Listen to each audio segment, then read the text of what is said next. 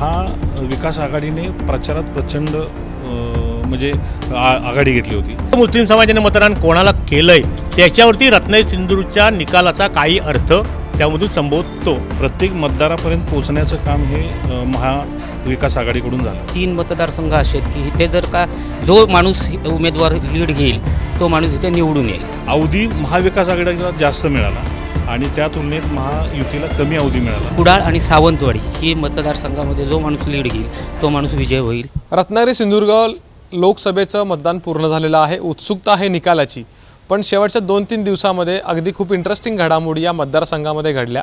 माझ्यासोबत काही पत्रकार आहेत, त्यांच्याकडून मी एकंदरीत या निवडणुकीचा अर्थ लावण्याचा प्रयत्न करणार आहे. मोरेसाहेब, तुम्ही अनेक निवडणुका बघितलात. ही निवडणूक पूर्णपणे वेगळी होती. मुख्य गोष्ट म्हणजे मतदार हा व्यक्त होत नव्हता. घडामोडींचा नेमका अर्थ कसा लावता येईल? रत्नागिरी सिंधुदुर्ग लोकसभा मतदारसंघात सरासरी 62.52% मतदान झालं आहे. त्याच्यामध्ये सुद्धा सिंधुदुर्गातले 3 विधानसभा मतदारसंघ आहेत. त्याच्यामध्ये 3 विधानसभा मतदारसंघात इतर विधानसभा मतदारसंघाच्या तुलनेपेक्षा ते अधिक मतदान झालं आहे. म्हणजे कदाचित तिथे नारायण राणेंच्या कार्यकर्त्यांनी किंवा त्या पक्षाच्या लोकांनी काही प्रमाणात मतदारांना बाहेर काढलं असावं आणि त्यांचं मतदान करून घेतलं असावं. ती स्थिती उलटी रत्नागिरी जिल्ह्यामध्ये आहे. रत्नागिरी जिल्ह्यातल्या 3 विधानसभा मतदारसंघात मतदान झालं आहे, पण त्यापेक्षा काकणभर मतदान सिंधुदुर्गामध्ये अधिक झालं आहे.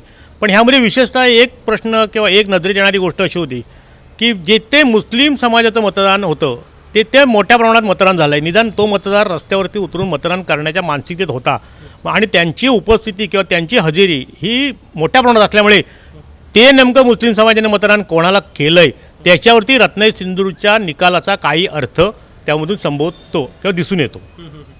महत्त्वाचा मुद्दा मांडला. सगळी जर गणितं बघितली तर कुणाचा पारडं जड असा प्रश्न इथं उपस्थित होतो. यावेळच्या लोकसभा निवडणुकीमध्ये प्रमुख पाहिलं तर सुरुवातीला वातावरण हे थोडंसं राऊत यांच्या पारड्यातच होतं. राऊत कारण महायुतीचा उमेदवारच डिक्लेअर झाला नव्हता. महायुतीचा उमेदवार जाहीर व्हायला अगदी उमेदवारी अर्ज भरण्याचा आदल्या दिवस उजाडला. या सगळ्या घडामोडीमध्ये महाविकास आघाडीने प्रचारात प्रचंड म्हणजे आघाडी घेतली होती.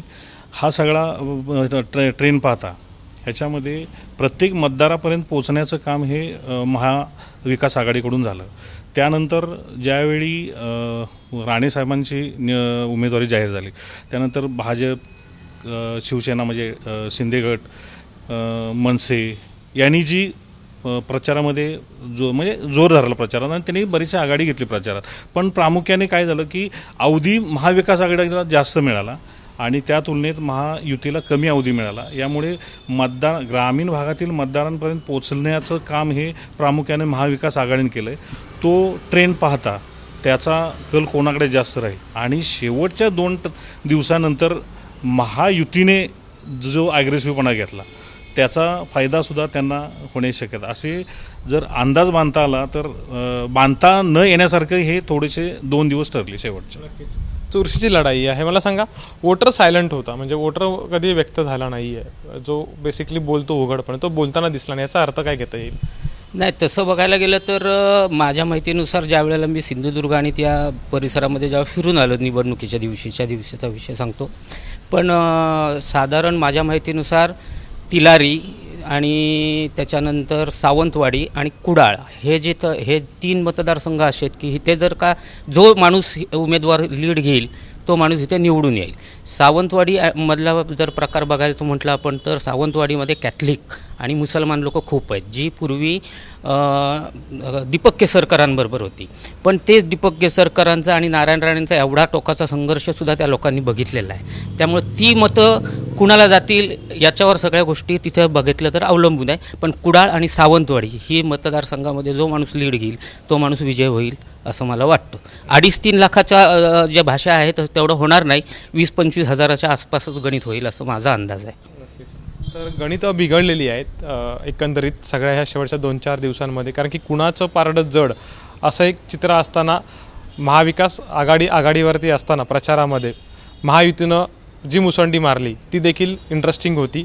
आणि एक गोष्ट आहे की सर्व पत्रकारांचं म्हणणं हे आहे की कुठेतरी एकतर्फी जी निवडणूक वाटत होती ती मात्र राहिलेली नाही आहे. नारायण राणेंसारखा तगडा उमेदवार लोकसभेच्या रिंगणात आहे आणि त्यामुळं ही निवडणूक चुरशीची झालेली आहे आणि निकाल हा नक्कीच धक्कादायक असू शकतो किंवा तो नेमका कुणाला कोकणातली जनता पारड्यात मठ टाकणार याची उत्सुकता आता सुरू झालेली आहे. अर्थात वेळ आहे ती निकालाची, त्यामुळं निकालापर्यंत वेळ पाहणं महत्त्वाचं ठरणार आहे.